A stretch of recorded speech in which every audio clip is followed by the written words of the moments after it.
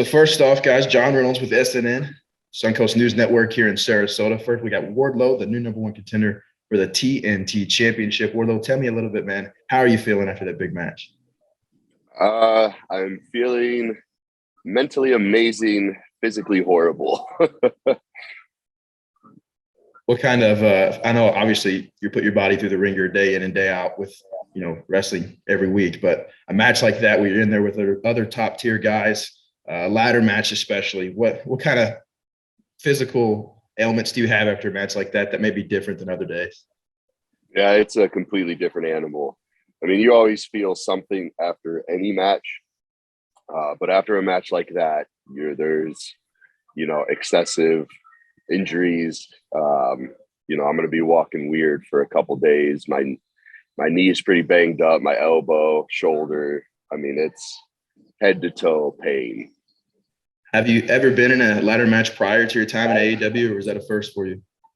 I had been in one official ladder match.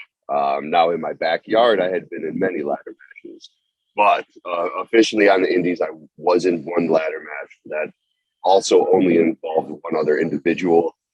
So when you throw in, five other people, it's a little more chaotic. So, but yeah, I was familiar with ladders leading up to this.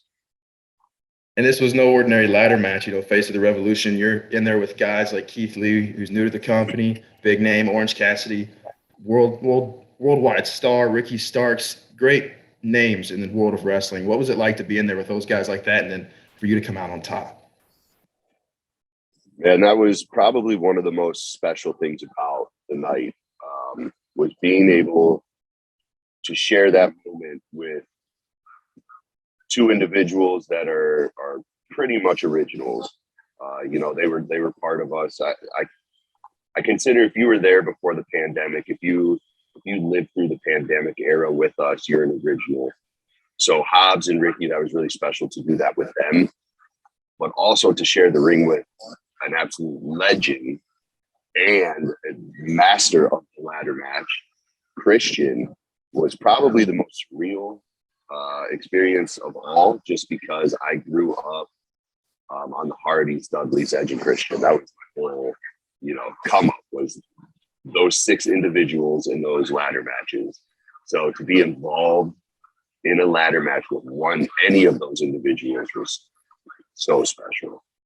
And of course, the victory is huge. It puts you in line for a TNT Championship match. Did this moment feel like a culmination of a lot of hard work paying off? You've had a lot of big matches, obviously the cage match with Cody, match against CM Punk, and now you get this shot at the TNT Championship. Does it feel like your career has just kind of a stepping stone to you eventually getting to the top?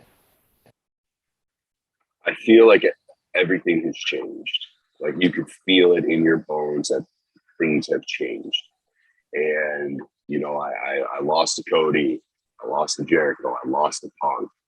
So there's some truth to when Max said you never win the big one. Realistically, I haven't yet. So for me to get my first big victory, and for it to be for the number one contendership was huge for me. And everything is about to change. Absolutely. A lot of those changes, obviously can be drawn back to the ladder match. You're going to be facing a TNT champion on St. Patrick's Day Slam.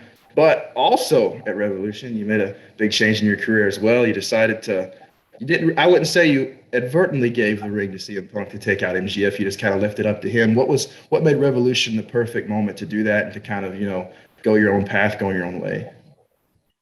Yeah, it's funny how things play out after Wednesday, when Max put his hands on me.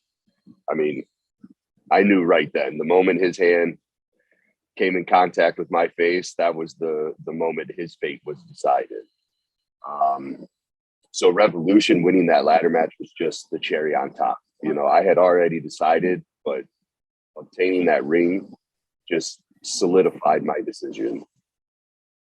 And how do you plan to deal with, you have Sammy Guevara, Scorpio Sky squaring off for the TNT Championship, so you don't know exactly who you're going to face just yet. You have the impending deal coming with MJF.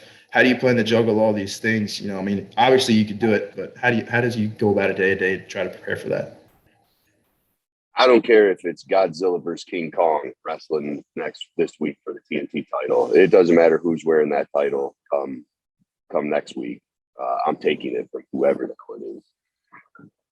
And talking about Dynamite tomorrow in Estero, Florida, it's the first time you guys have come to this area, Fort Myers area. When you're on the road visiting all these new towns, what's that like finally coming to places? Obviously, Revolution was in Orlando, where you guys have been once before, but kind of made a huge impact with that pay-per-view. What is it like to go to these new towns? Man, it's great. It's great on the side of just seeing AEW, All Elite Wrestling, expand and grow and reach new cities. So that's very exciting just to see the company growing. For me personally, I grew up very poor, so we never did family vacations. I mean, I was stuck in Ohio. So even though it's work, it feels like a vacation every week for me to travel and get to see new cities. And this Florida loop especially has just been a pleasure for me personally. I love it. And what's next for you? Obviously, you want to attain this TNT championship. You have the rift with MJF. What's kind of in the cards for you? Obviously, you want to win the gold, but beyond that, what's next for you in AEW? Now that I got Max out of the way, I feel like I can accomplish anything. I have a lot to figure out with legal things as far as the contract with Max. But whatever happens with that happens. I'll make it work either way. But from here on out, I see myself with TNT championship, and then I see myself with heavyweight championship, and I see no limitations for where we can go from here. Awesome, man. A couple more lighthearted questions to end up the interview. In my opinion, you got some of the best ring gear in the game. I think it's amazing. Now, so you're kind of separating ties with MJF. How glad do you feel to get away from all the Burberry? Yeah, I'm never gonna touch Burberry in my life. Yeah, man. I do appreciate dressing nicely. I don't need the super expensive brands and all that stuff that Max enjoys. I'm a little more of a simple man, but yeah, it's just nice to finally feel free and feel like I'm on my own, because I do best on my own. And you mentioned him earlier, and you don't have to divulge any information you don't want to, but you mentioned guys like Jeff Hardy, who you grew up watching. Rumors swirling that he may possibly join the company. If that were to happen, just hypothetically, we don't know for sure just yet, but if he were to join the company, what would that do for you and your fandom, and obviously the likelihood of possibly facing him in a match? Yeah, so that was almost a CM Punk scenario where it was like, well, this is just never going to happen. I missed my opportunity. And with Jeff, I had assumed when I started, like, okay, yeah, I think I got here a little too late. So for the rumors of him coming, that's to be able to be in the same company as him and share a locker room with him is something I dreamt about as a teenager in junior high school. So, man, if he comes to AEW, it's just one more thing that solidifies that life just is a unique thing and has a unique way of playing out, and manifestation is very real. Absolutely. Last question for those fans that are contemplating wanting to come to the show tomorrow, wanting to know what AEW is all about, wanting to know what Wardlow is all about. What would you say to fans maybe on the edge of buying a ticket or wanting to come see you guys? What would you do to kind of push them over the edge to come to Hertz Arena tomorrow? Well, overall, I would say, AEW is a combination of every form of entertainment rolled into one. I mean, you get lights, you get music, acrobats, comedy, drama, action. I mean, it's every form of entertainment rolled into one. It's the best show in the world.